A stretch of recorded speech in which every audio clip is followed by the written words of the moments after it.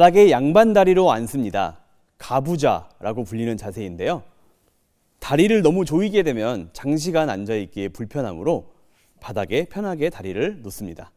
그리고 이때 허리는 구부정해지지 않도록 주의하셔야 합니다.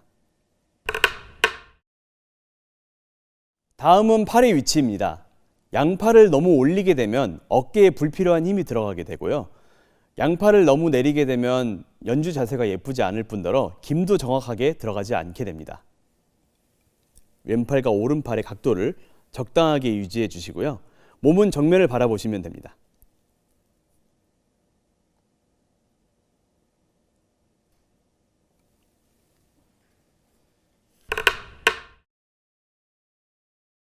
다음은 시선 처리입니다.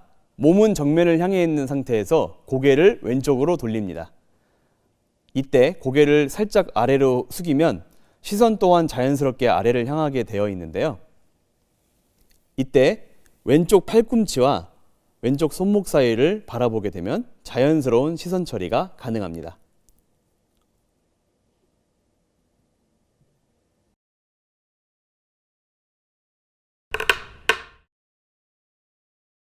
소금은 처음부터 소리를 내기에 편안한 악기는 아닙니다. 서양 악기인 리코더처럼 불면 바로 소리가 나는 그런 악기는 아닌데요.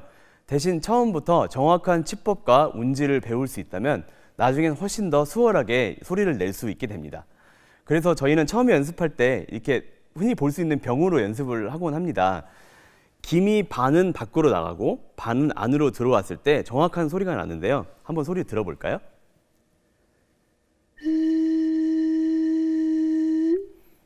소금이라고 하면 어렵다고 생각을 하시는데 이렇게 병으로 소리를 내는 것처럼 악기 연습을 하실 수 있다면 나중에는 훨씬 더 좋은 소리를 내실 수 있을 거라고 생각합니다. 다음은 입술 모양입니다.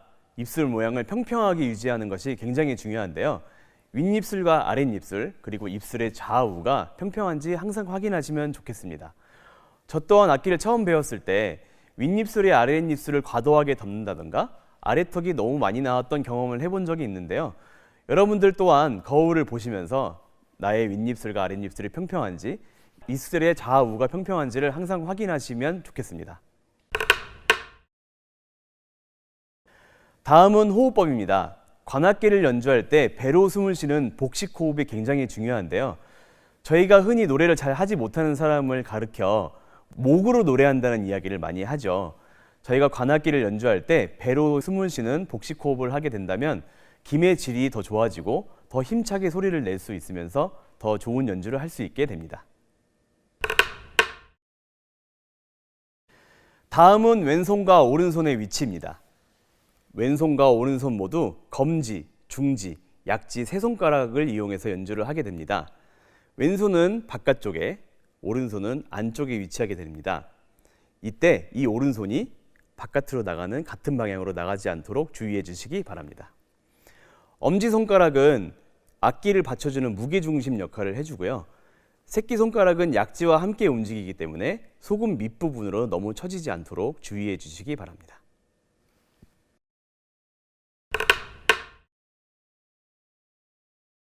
자, 이제 치구에 입술을 대고 소리를 내보겠습니다. 김의 방향과 각도가 중요한데요. 치구 가운데 방향으로 김이 모일 수 있게 해주시고요. 김이 너무 밖으로 나가거나 너무 안으로 들어오면 소리가 나지 않기 때문에 주의하셔야 합니다. 만약 여러분들께서 소리를 내시다가 소리가 안 나면 이것 하나만 기억해 주세요. 김의 반은 밖으로, 김의 반은 안으로. 자, 그럼 소리를 한번 내보겠습니다.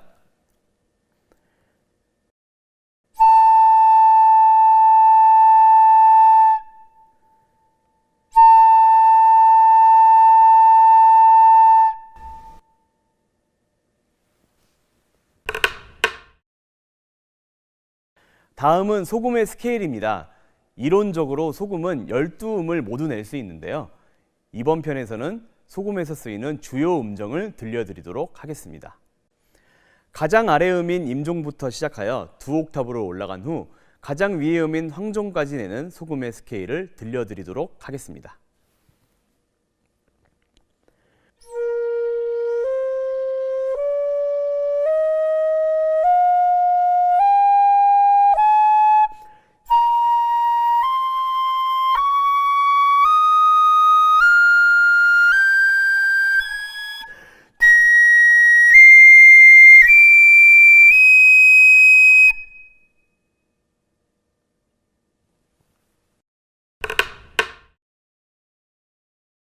다음은 치구의 모습입니다. 아랫입술과 턱 사이에 소금을 대고 아랫입술이 치구의 3분의 2 지점까지 막는 것이 가장 중요합니다. 이때 치구를 너무 많이 막게 되면은 김이 아예 안 들어가고요. 치구를 모두 열면은 김이 모두 밖으로 나가기 때문에 아랫입술이 치구의 3분의 2 지점까지 덮을 수 있도록 고개를 살짝 숙여주시면 더욱 편안하게 연주를 하실 수 있습니다.